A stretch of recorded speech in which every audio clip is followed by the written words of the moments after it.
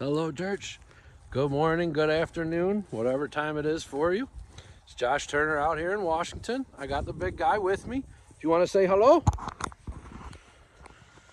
Hello. He's a good boy. Okay, so today I thought about the idea of the search for understanding. And more specifically, the idea of us Christians trying to understand how God does things, why he has made some of the decisions he's made, and what our goal is, being here. So there's these things called the Gnostics, and like right now, like in our time, you'll hear people refer to the Gnostics, or you'll even hear things like the Gnostic Gospels. Now, Gnostic, from what my little brain can gather, means knowledge. And so, when people talk about some of these Gnostic Gospels and the search for knowledge, one of the things they're missing is that these Gnostics, this was not one group of people. This would almost be like saying Christians now. If I said I'm a Christian, well, unfortunately, you're going to have a whole bunch of questions after that. Like, well, what kind of Christian? Are you Catholic? Are you Orthodox? What a Universalist? Whatever it is.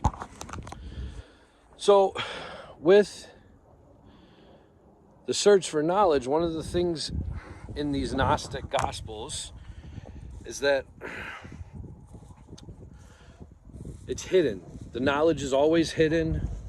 There's always a secret that the participant has to learn. And what it really comes down to is that you will become enlightened if you enlighten yourself. So if you enlighten yourself, then you can become enlightened. If not, though, well, then you're just another one of those uneducated people. So part of the problem with this is, I don't care how smart you are, you will not be able to understand the knowledge of God. You won't be able to understand the way he thinks.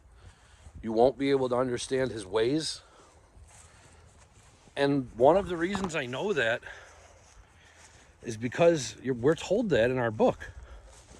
In the book we're given, we're told his ways are not our ways, and his thoughts are not our thoughts. And yet, for some of us, myself included, I want to know how he thinks.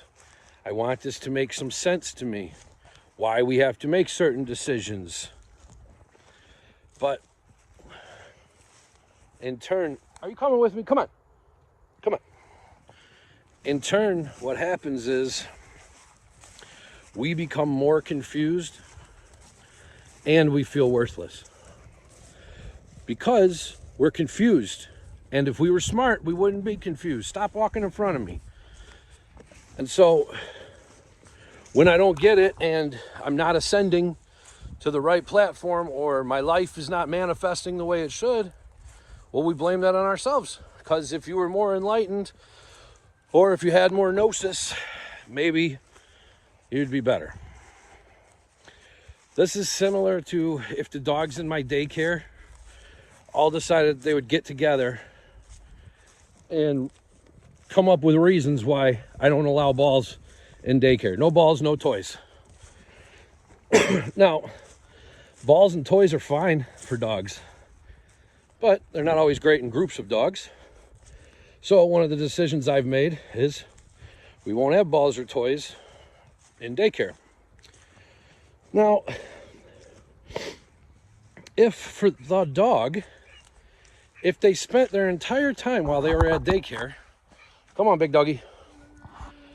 If they spent their whole time while they were at daycare thinking about and trying to figure out why it is that we didn't have balls in daycare, Well, they can try to figure it out all they want to. And they can come up with as many different reasons. And, well, maybe it's because Josh really doesn't like balls. He hates toys. Or maybe it's because he doesn't want us to have any fun. That's what it is. He's controlling. What it actually is there's more risk for fights. There's more risk for scuffles. There's more risk for guarding and resource guarding. So we just decided to make all these dogs do good and make it easier for them. We won't do that. But if they spent their whole day at daycare trying to figure it out, why do we not have toys? Why does he not allow us to have balls? We've wasted our day at daycare. Because what we've done is, instead of playing with the other dogs, instead of learning from the handlers that are there, we've instead said, nope, there's a secret. And if we can find the secret, then we will be able to have toys and balls again. Because it was our horrible, horrible leader who took them from us. Maybe. But realize you're stupid. Just like the dogs are stupid. You don't understand how this world works or why the rules are in place. Which is why our king only gave us a few rules. Love your creator and love others the way he loved you. If instead, church, you find yourself wondering why you can't understand why our king didn't give us a bunch of toys and balls to play with, well, it's not bad to wonder about it. Don't let that wondering let you miss the humans around you, the creation around you, and the purpose around you. So, church, as we go forward, don't worry about if you've got the knowledge. Worry about if you're willing to love the person in front of you. Don't worry about if there's a secret that you're not told. Because the only secret that you needed was the one that wasn't secret at all. It's that our king loves you and that he wants you to be by him. It's the best secret in the world. All right, church, I love you all. Go in peace.